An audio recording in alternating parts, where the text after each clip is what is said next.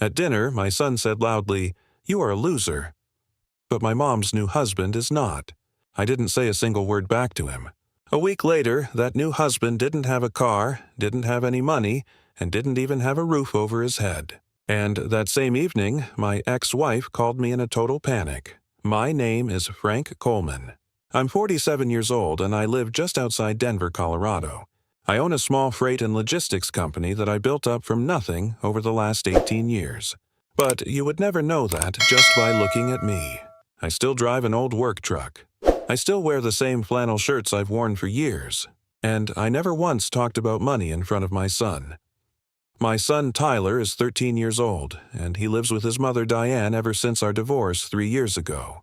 Every single Sunday, no matter what, I show up and take him to dinner. It's the one thing I never miss. That Sunday started out like any other one. But by the end of it, everything between me and my ex-wife's new husband had changed for good. Diane and I were married for 11 years before things fell apart. It wasn't loud or dramatic. It was just a slow kind of drifting where two people stopped wanting the same things. I was always the quiet type, the kind of guy who worked long hours at the company and came home tired. And Diane wanted someone who talked more, who showed off more, who made her feel like she was living some kind of exciting life. I never blamed her for wanting that, but I also never became someone I wasn't just to keep her happy. When we finally split, I made sure Tyler never felt caught in the middle. I paid child support on time every single month. I never said one bad word about Diane in front of him, and I showed up every Sunday like clockwork. Diane started dating Marcus about a year after the divorce was final.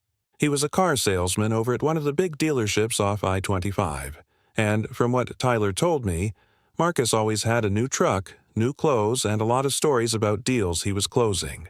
Diane married him about 8 months later, and Tyler moved into a nicer rental house with them on the north side of town. I never said anything negative about Marcus to Tyler. Not once, even when Tyler started coming home with stories about how much better things were at Mom's new place. I figured a kid comparing two households was normal, and I told myself it didn't matter what Tyler thought of me as long as I kept showing up for him. Our custody schedule gave Diane the school weeks and gave me most weekends. Plus that standing Sunday dinner that never once got skipped in 3 years. Not for weather, not for work, not for anything. I never fought Diane on money or property during the divorce either, even though my lawyer told me I could have pushed harder on a few things. I just wanted it over quickly and quietly so Tyler could settle into a normal routine as fast as possible. Looking back now, I think that quiet approach is exactly what let a man like Marcus walk in 2 years later and start rewriting the story of who the real man in Tyler's life was supposed to be. That Sunday, Diane texted me and asked if Marcus could join us for dinner since he wanted to get to know me better. I agreed because I never wanted Tyler to feel like there was tension between the adults in his life. We met at a steakhouse that Marcus picked out. One of those places with dim lighting and prices that didn't match the food. Marcus showed up in a leather jacket, shook my hand a little too hard, and spent the first 10 minutes talking about a new truck he had just leased. Tyler seemed excited the whole time, laughing at Marcus's jokes, nodding along like every word out of his mouth was gold. About halfway through dinner, the conversation turned to what everyone had been doing that week. I mentioned I'd been busy with a new shipping contract at work. Nothing special, just normal talk. Marcus jumped in and started talking about a big deal he'd closed. How his manager called him the top guy at the dealership. How he was thinking about buying a boat for the summer.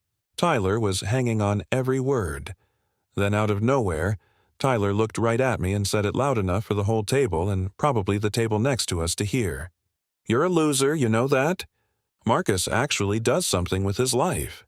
He's not a loser like you." The table went quiet. Diane's face went pale. Marcus looked down at his plate like he suddenly found it very interesting. I just sat there for a second looking at my son, and I felt something shift inside me, but I didn't let it show on my face. A waiter walked by right at that moment and refilled our water glasses like nothing had happened. And for a second, the clinking of the pitcher against the glass was the only sound at the table. Marcus finally looked up, gave a small awkward smile like he wasn't sure if he should laugh or say something, and just went back to cutting his steak. Diane opened her mouth, closed it again, then reached for her wine glass instead of actually saying anything to her son. I noticed all of it, every small detail, and I filed it away without reacting to any of it out loud. I could have said a lot of things in that moment. I could have told Tyler exactly what I do for a living, how many people I employ, how much I'm actually worth compared to the guy sitting across from him bragging about a lease truck. I could have embarrassed Marcus right there at that table with facts he clearly didn't know I had. But I didn't say any of that. I just looked at Tyler and said, "Okay, buddy, let's finish eating." And I changed the subject to something about his school baseball team. Diane tried to jump in and tell Tyler that wasn't a nice thing to say, but it felt weak, like she didn't really mean it, like some part of her agreed with what he'd said. Marcus never said a word to correct Tyler either. He just sat there looking pleased with himself, like he'd won something. The rest of dinner went by quietly. I paid the bill like I always did, hugged Tyler goodbye and told him I loved him and I'd see him next Sunday. I drove home in silence that night. No radio, nothing. Just my hands on the wheel and my son's voice playing over and over in my head. "You're a loser. Marcus actually does something with his life." I wasn't angry at Tyler. He's 13, and kids repeat what they hear at home, what they see, what gets praised around them. But I was done being quiet about certain things. Not to hurt my son, but because I realized I had let people believe a story about me that wasn't true, and I had let that story sit there for way too long. What Tyler didn't know, what Diane didn't know, and what Marcus definitely didn't know was just how much of their life was actually connected to me without them ever realizing it. And that Sunday night, I decided it was time they found out. Here's something I never talked about at that dinner table, or any dinner table. 18 years ago, I started my freight company with one used truck and a loan from my father. By the time Diane and I split up, that company had grown into something with real weight behind it, moving freight for warehouses and dealerships all across the Denver area. I kept it quiet on purpose. I never wanted Tyler growing up thinking money was the point of anything.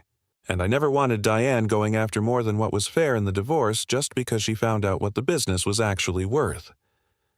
But here's the part that mattered most. 2 years ago, before Diane even married Marcus, she called me asking for a favor. Marcus had bad credit from some old business troubles, and he needed someone to co-sign a truck loan so he could get reliable transportation since he was driving Tyler around sometimes too. I agreed quietly for Tyler's sake, and my name went on that loan as the backup signer. Around that same time, a property manager I used for a handful of rental homes I owned through a company called Rocky Mountain Home Holdings found Diane and Marcus a rental on the north side of town. I never asked who the tenants were going to be, and the manager never mentioned it to me either. Not until months later when I saw the address on a report and realized exactly whose name was on that lease. And on top of all that, the dealership where Marcus worked happened to be the same dealership group that handled fleet vehicles for my freight company, a contract worth a significant amount of money every single year. None of them knew any of this. Not Diane, not Marcus, not Tyler. I had never used any of it. Never even thought about using it until that Sunday night at the steakhouse. I got home a little after 9 that night and sat in my kitchen for a long time without turning on the lights. I kept replaying Tyler's voice in my head, the way he said "loser" so easily, like it was a fact everyone already agreed on. I wasn't planning anything crazy, and I want to be clear about that. I wasn't trying to ruin anyone's life out of spite, but I realized that for 2 years, I had been quietly propping up a man who used that same stability to stand in front of my son and call me a loser. That didn't sit right with me anymore. The next morning, I called my accountant, a guy named Russell, who's handled my books for over a decade, and I asked him to pull together everything connected to the loan I'd co-signed and the rental property. I also called Diane's property manager, a woman named Patricia, who runs Rocky Mountain Home Holdings' day-to-day operations for me, and asked her to send over the lease details for that specific house. I wasn't loud about any of it, and I didn't raise my voice on a single call that day. I just started asking questions I probably should have asked a long time ago, like why I was still listed as a co-signer on a truck loan for a man who clearly didn't need my help anymore based on all his talk about deals and bonuses. By that afternoon, I had a clear picture of exactly what I was connected to and exactly how each piece could be unwound if I chose to do it. I sat with that information for one more night before I made a single move because I wanted to be sure I wasn't acting out of anger. By Monday morning, I knew I wasn't angry anymore. I was just finished. Tuesday morning, I called Patricia at the property company first. I asked her straight out what the current lease situation looked like for the house Diane and Marcus were renting. She told me the lease was actually up for renewal at the end of that same week since it had been a one-year term that was about to roll over. Normally, renewals happened automatically unless the owner said otherwise. I told her not to renew it. I told her to send the standard non-renewal notice required by Colorado law, which gives tenants their required notice period. Nothing shady, nothing illegal, just a simple decision by the property owner not to continue the lease. Patricia didn't ask why. She just said she'd have the notice drafted and sent out that same day. I remember sitting at my desk after that call, feeling something strange. Not satisfaction exactly, more like the feeling of finally closing a door left open too long. Diane had no idea the house was connected to me in any way. As far as she knew, they'd found that rental through a regular listing years ago, worked out a good deal, and settled in without ever meeting the actual owner, which is common with property companies that manage homes for owners who don't want their name attached publicly. That's exactly why I'd set it up that way, to keep business and personal life separate. I also asked Patricia to keep everything strictly by the book. Exact notice period. Exact wording required by state law. Nothing rushed. And nothing that could ever come back on me as unfair or illegal. I wanted this handled clean, the same way I ran every part of my business because I never wanted to give anyone a reason to say I'd done something wrong. Patricia confirmed everything was standard. Said it happens all the time when owners simply decide not to renew, and that was that. It was just paperwork to her. To me, it was the first honest thing I'd done about that house in 2 years. Wednesday, I called Russell about the truck loan. He confirmed what I already suspected, that Marcus's credit had never actually recovered, the way people probably assumed from all his talk about deals and bonuses. My name being on that loan as a co-signer was the only reason the bank had approved it 2 years earlier at a decent rate. Russell explained that if I formally requested removal from a co-signed loan, the lender is required to reevaluate the loan based on the primary borrower's credit alone. And if that borrower doesn't qualify without the co-signer, the bank can call the loan due or require immediate refinancing. I told Russell to submit the request that day. This wasn't some loophole or trick. It's a normal part of how co-signed loans work, and any lender will tell you the same thing if you ask. By Thursday morning, the bank had already reached out to Marcus directly, informing him that his co-signer had been removed and that he needed to either pay off the remaining balance or refinance the loan on his own within a short window based on the loan's original terms.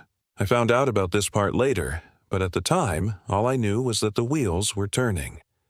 I sat in my office that Thursday afternoon and felt no urge to check on any of it. I wasn't watching from the sidelines waiting to see him panic.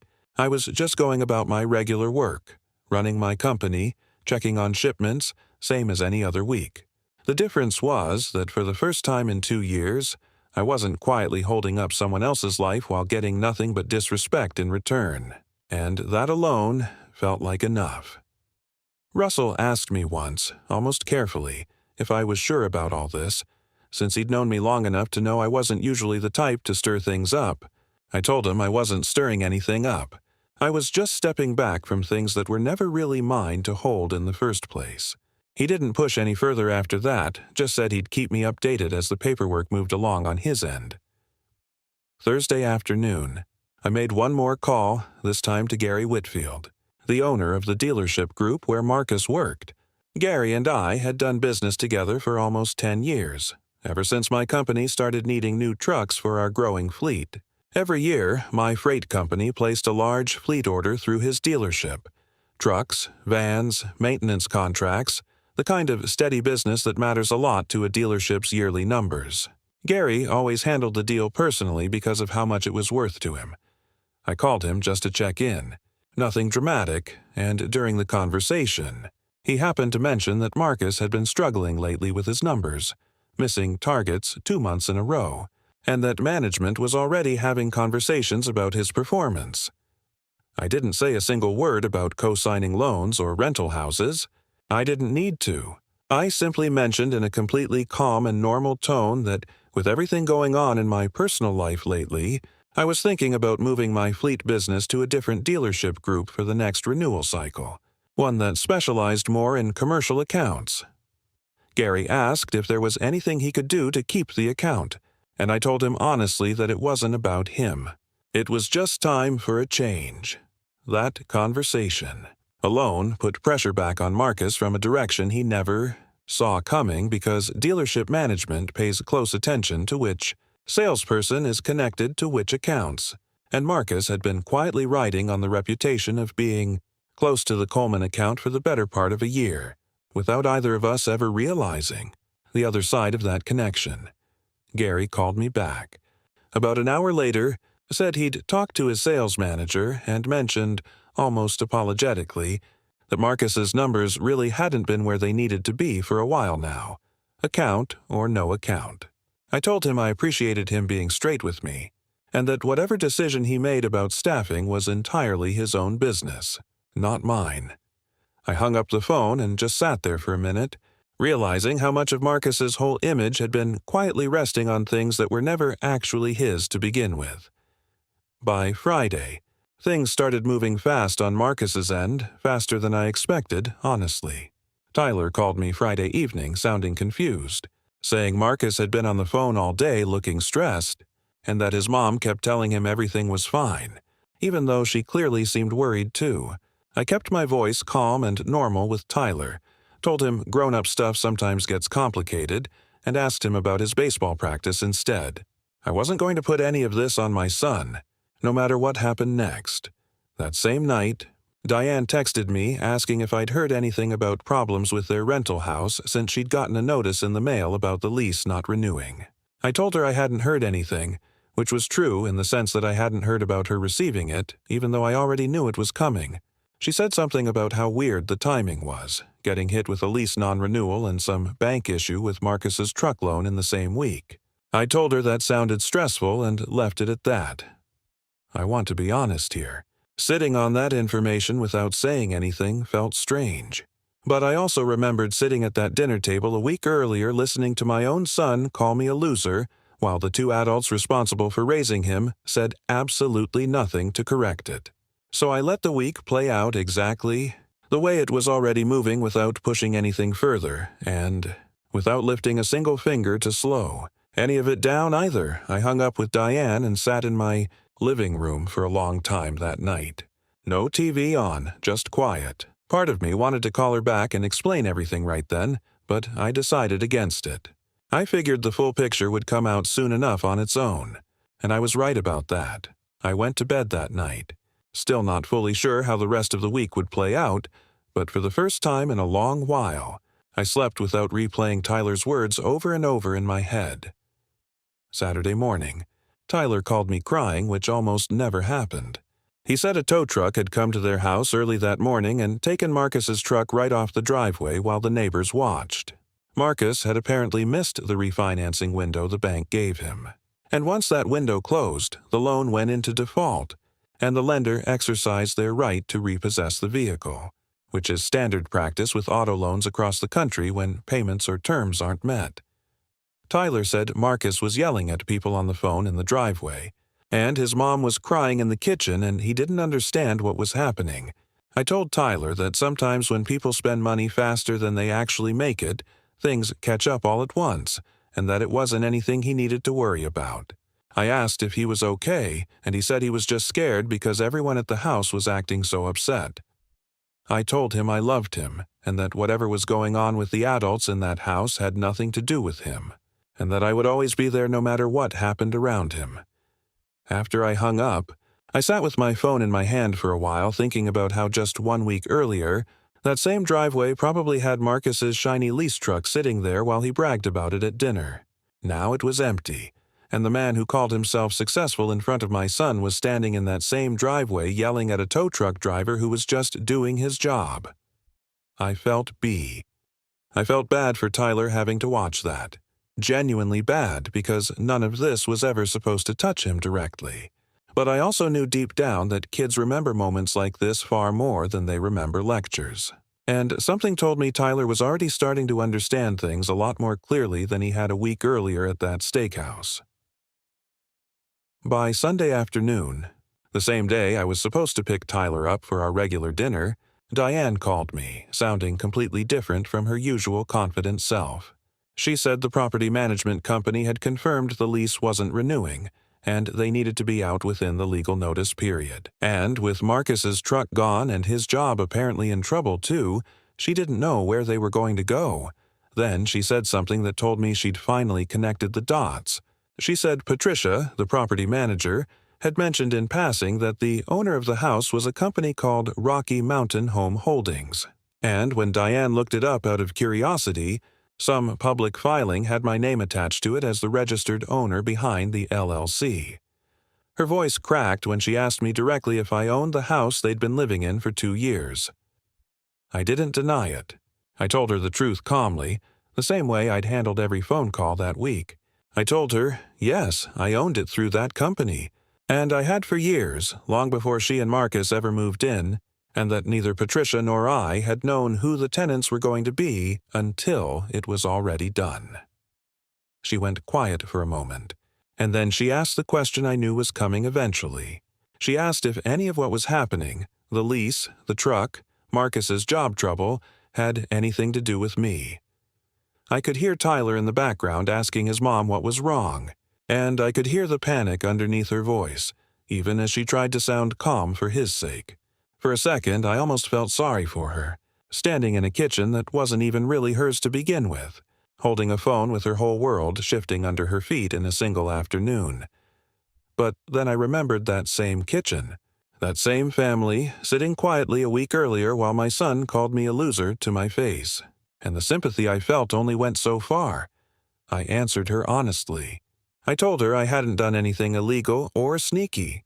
I had simply stopped quietly holding up parts of their life that were never supposed to be my responsibility in the first place, especially after watching my own son call me a loser at dinner while she and Marcus said nothing to stop it.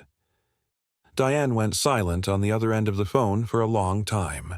When she finally spoke again, her voice was shaking, and she said she didn't know Marcus's truck loan had my name on it, that he'd never told her the full story of how he got approved 2 years ago.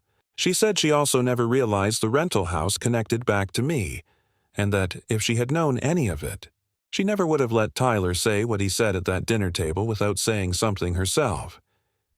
I told her I believed her, and I meant it because Diane has never been a cruel person, just someone who sometimes doesn't look closely enough at the people she trusts. She asked me, almost begging, if there was anything I could do to help them since they now had nowhere to live within a couple of weeks, and Marcus's job situation was falling apart at the same time. I told her honestly that the lease decision and the loan situation were already set in motion through normal legal and financial processes, and that I wasn't in a position to just reverse things I'd already put in the hands of my accountant and property manager. I told her I was sorry she was scared, but that this had never really been about her. She stayed quiet on the line for a long moment, and I could tell she was trying to figure out what to say next. Maybe trying to find some argument that would change my mind. There wasn't one, and I think some part of her already knew that. Before we hung up, I told her the one thing I actually cared about saying out loud. I told her that whatever happened between her and Marcus from here on out, none of it was going to change a single thing about my Sunday dinners with Tyler, and that she didn't need to worry about that part at all. I still picked Tyler up that Sunday for our regular dinner because whatever was happening between the adults, I wasn't going to break the one thing that had never wavered in 3 years. We went to a small diner near his school, quieter than the steakhouse. No dim lighting or overpriced steaks, just a booth by the window. Tyler was unusually quiet the whole ride there, and about halfway through his burger, he finally asked me straight out if the trouble at his mom's house had anything to do with me. I decided he deserved the truth, said in a way a 13-year-old could actually understand. I told him that 2 years ago I helped Marcus get a truck loan because his mom asked me to, and that I also happened to own the house they were renting, though none of us realized that connection until recently. I told him plainly that I decided to stop helping with those things after he called me a loser at dinner in front of Marcus, a man who never once said a word to correct him. Tyler's face went pale and he set his burger down. He said he didn't know any of that, and that he only said what he said because Marcus was always talking about his deals and his bonuses, and it made Dad's quiet, normal life seem boring by comparison. I told him I understood and that I wasn't mad at him, not even a little. I told him that being loud about money doesn't make someone successful, and that showing up every single Sunday for 3 straight years, paying every bill on time, and never once saying a bad word about his mother, that was the real measure of a man, even if it never got mentioned at any dinner table. Tyler got quiet again, and then he said he was sorry. Real quiet. Real serious. The kind of sorry that actually meant something. 3 weeks later, Diane and Tyler moved into a smaller apartment across town. One Diane found completely on her own this time with no connection to me or any company I owned. Marcus lost his job at the dealership about 10 days after that Sunday dinner. And last I heard from Tyler, he'd moved back in with his own parents a couple states away, and Diane didn't go with him. I never gloated about any of it. Not to Diane, not to Tyler, and definitely not to Marcus, who I never spoke to again after that steakhouse dinner. Tyler comes to my place every other weekend now instead of just Sunday dinners, an arrangement Diane asked for herself once things settled down, and he's never once called me a loser again. Though honestly, I never needed him to take it back for my own sake. I did it so he'd understand something that actually matters, that the quiet, steady people in your life are usually the ones holding everything together, even when nobody's clapping for it or writing it down anywhere. Some nights, Tyler and I just sit on my porch after dinner, not talking about much, and that's enough for me. I built my whole life around showing up, not showing off, and it took one loud comment at a dinner table to finally show my own son the real difference between the two. Diane and I still talk sometimes when it comes to Tyler's school events or doctor appointments. Kept simple and respectful. Nothing more than what a good co-parent relationship needs to look like. She never brought up the house or the loan again after that one phone call. And honestly, neither did I. If you made it this far into my story, I'd really appreciate it if you hit that subscribe button because there are plenty more stories like this one coming. Real families, real situations, and real quiet victories that nobody sees coming until it's all ready.